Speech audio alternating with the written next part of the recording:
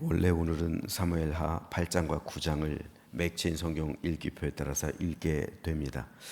9장은 가정에서 읽으시기 바랍니다.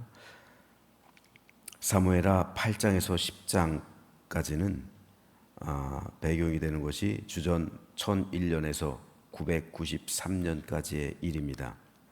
이때 다윗은 8년 동안 전쟁을 벌이는데 다윗의 주요 정복 전쟁과 공의로운 통치에 관해 기록하고 있습니다. 오늘은 이 가운데서 8장을 읽었는데 8장 크게 두 문단으로 나눌 수 있습니다. 1절에서 14절은 다윗의 정복 전쟁 요약과 속국들로부터 받은 조공 내역에 대해서, 15절에서 18절은 다윗의 공평한 통치와 고위 관료 임명을 기록하고 있습니다. 오늘 이 가운데서 3절에서 6절 말씀에 대해서 잠시 살펴봅니다. 로베 아들 소바왕 하닷 에셀이 자기 권세를 회복하려고 유브라데 강으로 갈 때 다윗이 그를 쳐서 그에게서 마병 1700명과 보병 2만 명을 사로잡고 병거 100대의 말만 남기고 다윗이 그 외 병거의 말은 다 발의 힘줄을 끊었더니 다메섹의 아람 사람들이 소바왕 하닷 에셀을 도우러 온지라 다윗이 아람 사람 2만 2천 명을 죽이고 다윗이 다메섹 아람에 수베대를 두매 아람 사람이 다윗의 종이 되어 조공을 바치니라. 다윗이 어디로 가든지 여호와께서 이기게 하시니라. 다윗은 왕이 된 후에 가장 먼저 예루살렘으로 수도를 천도합니다. 그리고 언약궤를 다윗성에 안치하죠. 여호와 하나님에 대한 신앙으로 이스라엘 백성을 하나가 되게 하기 위함이었습니다. 이후 다윗은 무려 8년 동안 주변 나라들에 대한 정복 전쟁을 시작합니다. 그래서 동쪽으로는 모압과 암몬을 정복하고 서쪽으로는 블레셋을 정복하고 남쪽으로는 에돔을 정복하고 북쪽으로는 아람을 정복했습니다. 오늘 본문 8장은 아람을 정복하는 과정에 관한 기록입니다. 그런데 오늘 본문 4절에 보면 다윗이 소바왕 하닷 에셀에게서 마병 1700명과 보병 2만 명을 사로잡고 병거 100대의 말만 남기고 다윗이 그 외 병거의 말은 다 발의 힘줄을 끊었다라고 기록하고 있습니다. 그래서 마병이 1700명이라는 것은 병거를 타거나 혹은 말을 타는 기병이 1700명이라는 것이고, 따라서 병거 혹은 기마병을 태운 말의 숫자는 최소한 1700마리가 넘는다는 것을 의미하죠. 그런데 다윗은 이런 1700마리가 넘는 말들 중에서, 왜냐하면 병거는 한 마리가 끄는 게 아니잖아요. 최소한 2마리 혹은 4마리가 끌기 때문에 병거를 끄는 말들도 있고 혹은 단독으로 말을 타는 기마병이 있는데, 이들의 숫자가 1700이라고 한다면 최소한 말의 숫자는 1700필이 넘는 거죠. 그런데 그 1700필이 넘는 말들 가운데 100마리의 말들만 남겨두고 나머지 말들은 발 뒤꿈치 힘줄을 끊어버렸다는 거예요. 즉 인대를 끊었다는 거죠. 그래서 말들로 하여금 더 이상 달리지 못하게 했다는 거예요. 즉 이 말들은 이제 전쟁용으로 사용할 수 없습니다. 달릴 수 없으니까요. 당시의 기마병은 오늘날로 말하면 탱크에 해당해요. 굉장히 강력합니다. 기마병 한 기가 보병 100명 이상을 상대할 수 있는 그러한 전력이었기 때문에 엄청난 전투력이었습니다. 그래서 각 나라에서는 기마병을 육성했고 병거를 많이 만들고 또 수입했습니다. 따라서 기마부대가 중심이 되는 잘 훈련된 말들은 상당히 비쌌어요. 고구려도 기마병이 중심이었죠. 그러니까 고구려가 강한 거예요. 몽골이 세계를 제패했던 것도 기마병이 중심이었죠. 기마병이 그렇게나 중요한 겁니다. 굉장히 강력한 숫자예요. 일설에 의하면 기마병 8명이 1000명의 보병을 무찔렀대요. 이 전쟁 기록에도 나와 있어요. 중국의 기록이지만 그만큼 기마병은 굉장히 강합니다. 그런데 왜 다윗은 이 비싸고 귀한 잘 훈련된 말들을, 그 말들 다 사로잡았잖아요. 그러면 엄청난 전력이잖아요. 어마어마한 무기예요. 그런데 왜 다윗은 100필만 남겨두고 나머지 1600마리 이상, 어쩌면 2000마리가 넘는 그 말들의 발목을 다 끊어버렸을까요? 그 중요한 이유가 있어요. 그것은 다윗이 하나님만을 전적으로 의지했기 때문입니다. 이것은 다윗의 믿음의 고백이에요. 이 말의 발목의 힘줄을 끊음으로 다윗은 자신의 믿음의 고백을 하나님께 드리고 있는 거예요. 이 믿음의 고백만 드리고 있는 게 아니죠. 그 아람에게서 얻은 모든 은과 금을 다 하나님께 드렸죠. 뭐가 연상이 됩니까? 여호와의 전쟁이잖아요. 여호와의 전쟁. 다윗은 지금 여호와의 전쟁을 하고 있는 거예요. 내 전쟁이 아니에요. 내 전쟁이면 모든 전리품 다 챙겼겠죠. 은과 금 다 자기가 가졌겠죠. 아니면 부하들에게 다 나눠줬겠죠. 신하들에게, 공로가 있는 사람들에게. 하지만 이것은 여호와의 전쟁이었기 때문에 다윗은 얻은 모든 전리품을 다 하나님께 드린 거예요. 그리고 말의 발목을 특별히 자른 겁니다. 여호와께서 직접 싸우시는 전쟁이 여호와의 전쟁이잖아요. 그래서 더 이상 말들이 필요하지 않습니다. 하나님께서 싸우시는데 내가 이 말들을 의지하게 될까 봐 두렵습니다. 이게 다윗의 신앙 고백이에요. 말이 많아지면은 말을 의지하게 되죠. 기마병을 의지하게 돼요. 곧 여호와 하나님을 더 이상 의지하지 않게 되고 그 의지하는 힘이 점점 쇠약해지겠죠. 대신에 그 힘이 점점 말에게로 옮겨가는 거예요. 말을 더 의지하게 되죠. 사울이 그랬잖아요. 그래서 다윗은 사울과는 달리 자신들을 위해 꼭 필요한 말 100마리만 남겨두고 나머지 말들의 발목 힘줄을 모조리 끊었던 겁니다. 아깝지 않았을까요? 아까웠을 거예요. 하지만 그럼에도 다윗은 하나님을 향한 신앙 고백, 하나님을 의지합니다. 여호와께서 우리의 왕이십니다. 이것은 여호와의 전쟁입니다. 내가 말을 의지하지 않겠습니다. 오직 하나님만을 의지하겠습니다.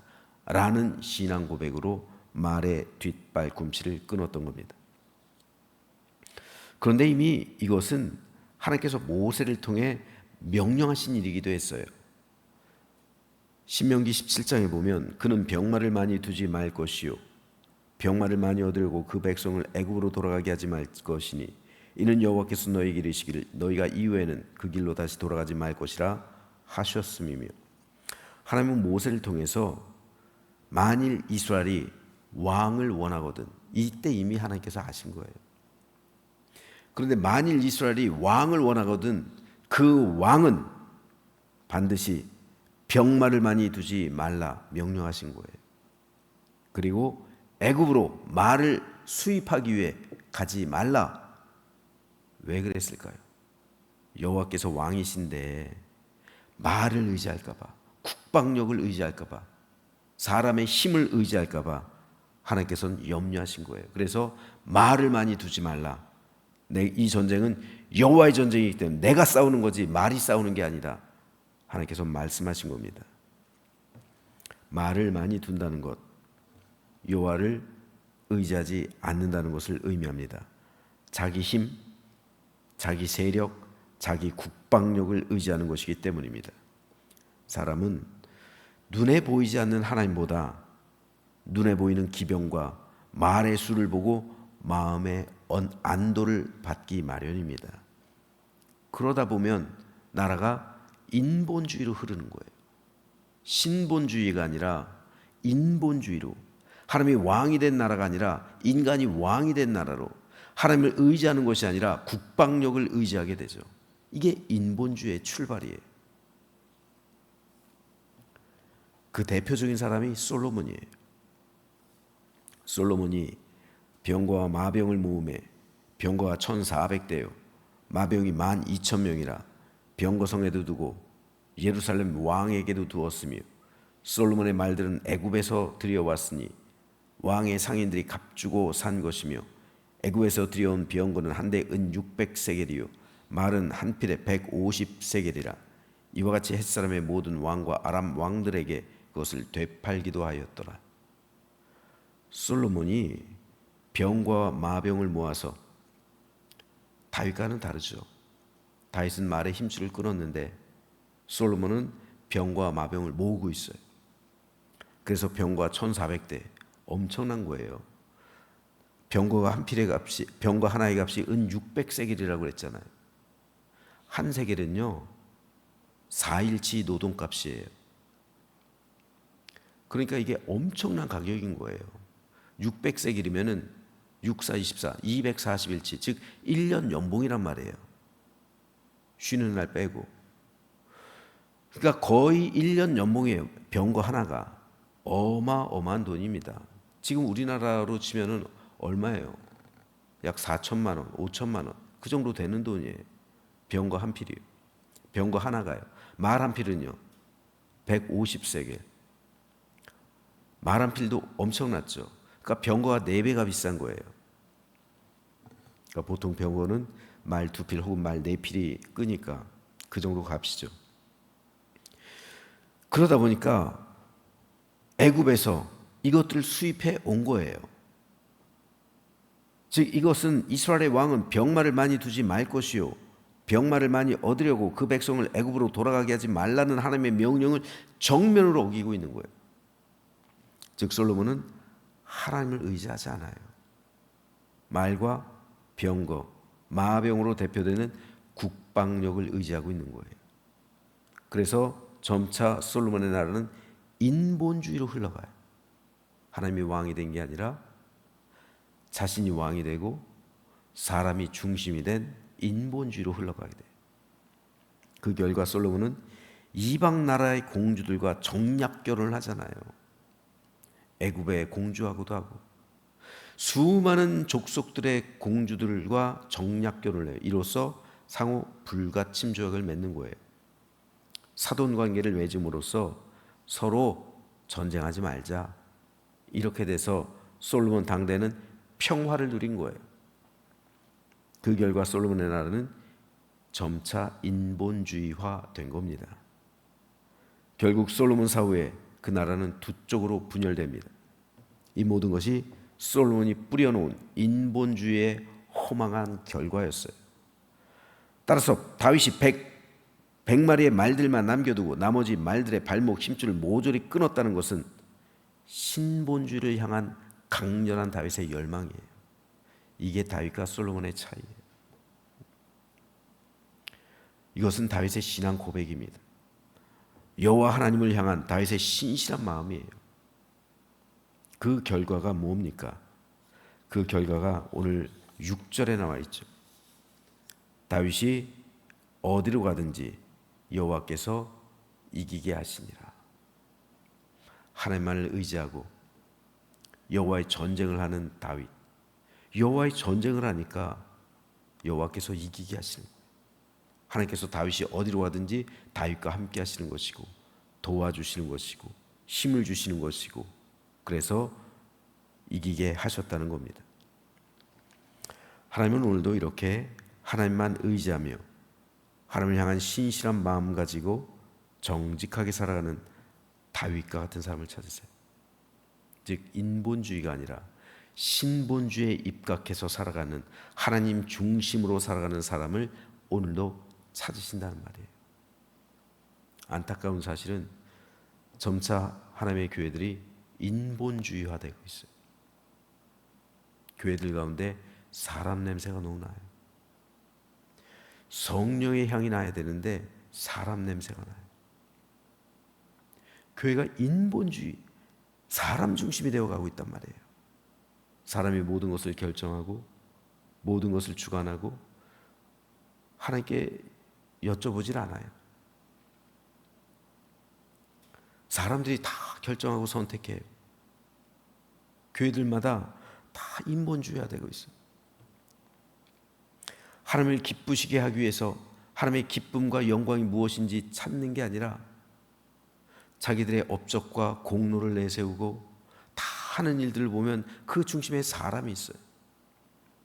하나님의 영광을 가릴 때가 적지 않습니다. 우리도 하나님을 왕으로 부르는 그리스도인들이잖아요. 예수님을 주님으로 고백하는 사람들입니다. 그렇기 때문에 우리는 매 순간마다 하나님을 나의 왕으로 인정해야 되고요, 주님만 의지해야 합니다. 우리가 다윗처럼 심실한 믿음과 마음 가지고 말의 힘줄을 끊는 결단을 내리게 된다면 오늘 저와 여러분에게도 하나님께서 함께 하셔서 세상 모든 일에 대해서 이기게 하실 줄로 믿으시기 바랍니다. 그렇다면 오늘 저와 여러분의 삶은 어떻습니까? 내가 중심이 되고 있지는 않습니까? 인본주의화 되고 있지는 않습니까? 솔로몬처럼 인본주의로 평화를 누리고 있지는 않습니까? 솔로몬처럼 인본주의로 형통한 삶을 살아가고 있지 않습니까?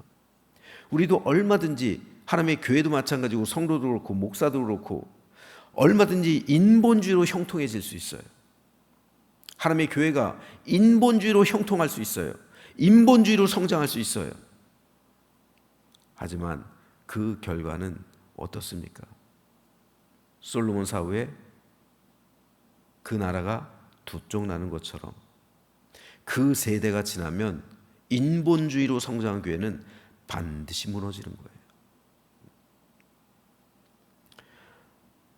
하나님을 의지하지 않게 되는 그 어떤 것, 내 믿음을 인본주의로 만드는 그 무엇을 여호와 하나님 앞에서 항복시키고 굴복시킬 수 있는 결단이 오늘 아침 저와 여러분에게 그리고 우리 교회 가운데 임하게 되기를 소망합니다.